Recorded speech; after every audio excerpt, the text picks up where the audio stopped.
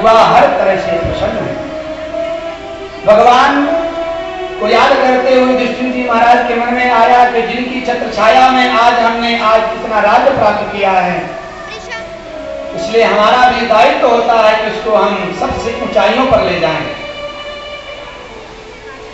एक दिन भगवान कृष्ण द्वारिका में सभा लगा के बैठे हुए थे। एकदा तो सभा मध्य आस्तो निभृतः ब्राह्मण क्षत्रिय वैश्य भ्रातृष्ठ्या। भगवान कृष्ण के सभा में ब्राह्मण क्षत्रिय वैश्य ज्ञानी सब बैठे हुए हैं। आज एक दूत गया है और दूत जाकर के बोलता है कि युधिष्ठिर जी महाराज ने हमें भेजे हैं कि मुझे राजसी यज्ञ करना है। राजसी यज्ञ में भगवान आपको आमंत्रण कर दिए हैं, कृपा करके स्वीकार करिए। भगवान बोलते हैं कि उद्धव क्या करना है,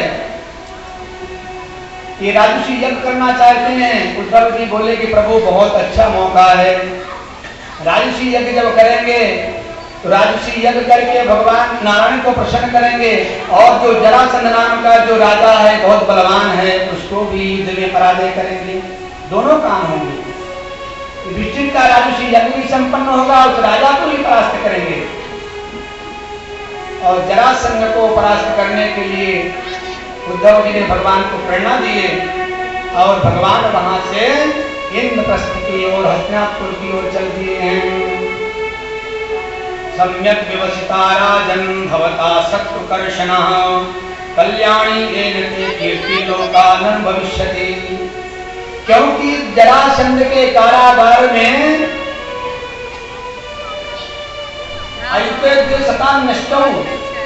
ऐते 20,800 राजा कैद हैं। जरासंध जाता युद्ध करता है, राजा परास्त होते हैं तो उनको लिया करके अपने कारागार में बंद कर देता है। ऐसे 20,000 से ज्यादा राजाओं को कैद करके रखा है। प्रभु वो सारे के सारे राजा उसी तरह से आपका ध्यान कर रहे हैं जिस तरह से भौमासुर के कारागार में 16,100 कन्याएं आपका जब करे ध्यान कर रहे हैं। प्रभु उन कन्याओं का आपने उद्धार किया, उन राजाओं को उद्धार करिए। अब वहां से भगवान इंद्रप्रस्थ की ओर बढ़े और पहुंच गए हैं। युधिष्ठिर आज सभी ने उनका स्वागत किए। स्वागत करने के बाद में सभा बैठाई गई। बड़े बड़े ज्ञानी महात्मा ऋषि वहां पहुंचे क्योंकि राजसी यज्ञ हो रहा है। वह राजसी यज्ञ तो ऐसा होता है पहले चारों दिशाओं को जीतना पड़ता है और जब जीतेंगे तभी धन आएगा तभी यज्ञ होगा, क्योंकि बगैर धन के यज्ञ होता नहीं है। यज्ञ करने के लिए सबको क्या चाहिए? धन चाहिए। प्राच्याम रकोदरम मत्स्यैः। अब चारों कुमारों को, चारों भाइयों को चारों दिशा में भेज दिया गया। युधिष्ठिर जी अपने भाइयों को चारों दिशा में भेज दिए हैं। जिस प्रतीच्याम नकुलः प्रतीच्याम सब्दसाचिनो। उत्तर दिशा में अर्जुन को भेजे हैं और पश्चिम में नकुल को भेजे हैं और प्राच्याम रकोदरा और पश्चिम दिशा में भीम को भेज दिए हैं। इस तरह से चारों भाइयों को चारों दिशा में भेज दिए। 3 दिशा से तो विजय प्राप्त करके आ गए, लेकिन उत्तर दिशा से नहीं आए क्योंकि जरासंध बड़ा बलवान है, उसके सम्मुख जाना बहुत मुश्किल है। अब बोले क्या करूं, कैसे जाना चाहिए, योजना बनाने लगे। भगवान बोलते चिंता मत करो, अब ये काम हमारे ऊपर सौंप दो। भगवान अर्जुन को लिए, भीम को लिए और स्वयं एक ब्राह्मण का वेश धारण करके तीनों वहां से गए। जरासंध के नगर में पहुंचे ब्राह्मण वेश में। जरासंध के दरवाजे में पहुंचे भिक्षाम देहि। अब जरासंध अंदर से बाहर निकला, जैसे भिक्षा देने के लिए उद्यत हुआ।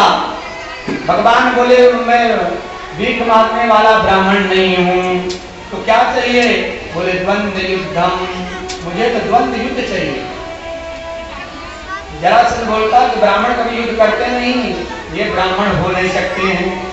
बोले आप तो ब्राह्मण जैसे लग नहीं रहे हो, ब्राह्मण कभी युद्ध नहीं करता है, ब्राह्मण तो भिक्षा में लेता है और सुंदर आशीर्वाद का मंत्र बोल करके चला जाता है।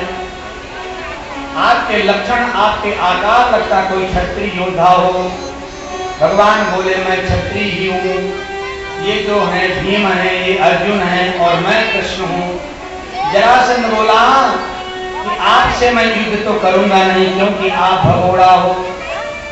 18वीं बार जब युद्ध करने के लिए गया तो आप रण छोड़ करके भाग गए थे, तो भगोड़ों से तो मैं युद्ध करता नहीं और अर्जुन से करूंगा नहीं क्योंकि ये छोटा है मेरे से, और भीम हमारे लेवल का है, बराबरी का है, मुझे भी गदा युद्ध आता और भीम को भी आता है और भीम से मैं युद्ध कर सकता हूँ। भगवान बोले ये मत ठीक है। अब दोनों का गदा युद्ध प्रारंभ हुआ।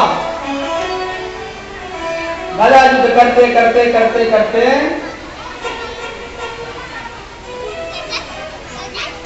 भीम जी महाराज थक गए।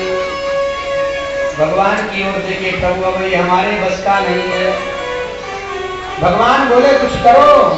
भीम बोले मैं क्या करूं, मैं थक गया हूं।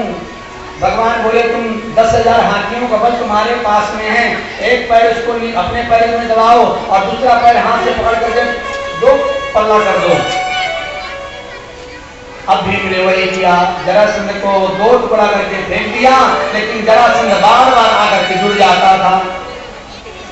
अब ये भी बहुत देर तक ये चलती रही युद्ध।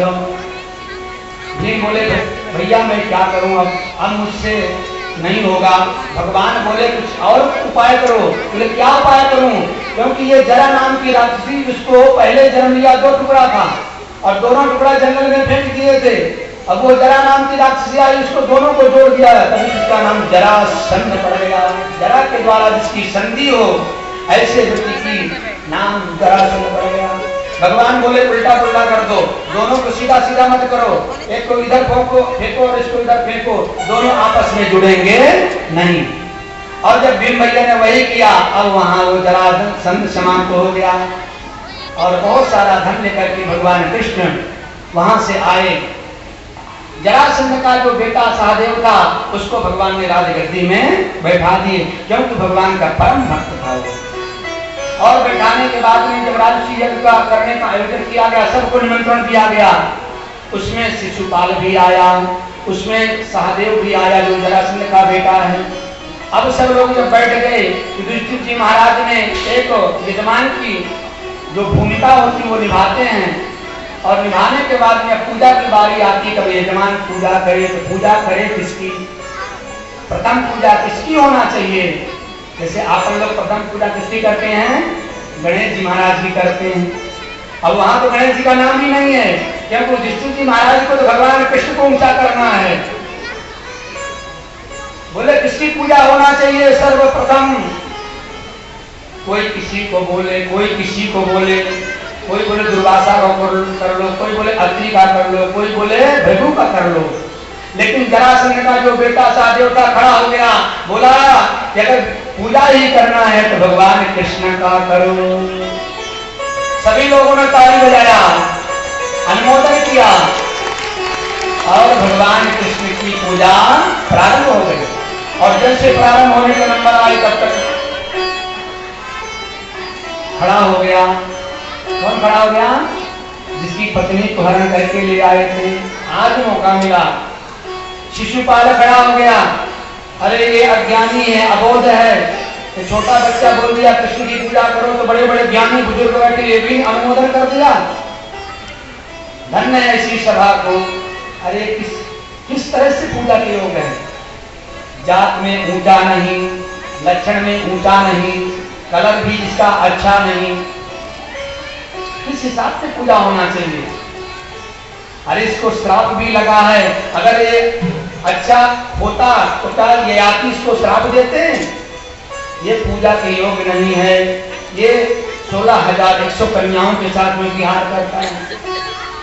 अरे इतना नहीं, ये चोर है, माखन चुरा चुरा करके खाया है, और इतने बुजुर्गों के सामने इसकी पूजा स्वीकार की जा रही है। भगवान चुपचाप बैठे हैं, भगवान को गिनती कर रहे हैं। तो बुआ का बेटा है, बुआ को भगवान ने जवान दिया है, इसकी 99 गलतियां माफ, जब 100 हो जाएगी तभी हमारा कुछ कार्य होगा।